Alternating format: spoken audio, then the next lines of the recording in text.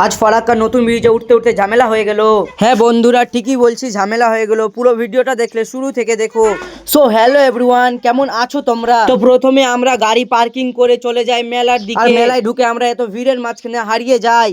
আর এইদিকে পুলিশ কাকু দৌড়ে যাচ্ছে ওদের ঝামেলা মেটার জন্য।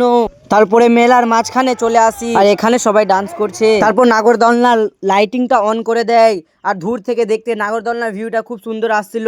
আর নাগরদোলনা থেকে সবাই কাগজ ছুঁড়ছিল, আর কাগজ ছুঁড়ার ভিউটা খুব সুন্দর লাগছিল দেখতে। তারপর আমরা ফুলের দোকানে চলে আসি, এখানে খুব সুন্দর সুন্দর ফুলের গাছ বিক্রি করছিল।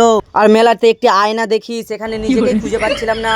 আর মেলাতে অনেকক্ষণ ঘোরার পর এই ছোট টেডি বিয়ার নিয়ে নিই। তারপর আমরা এখন মেলা থেকে বেরোবো।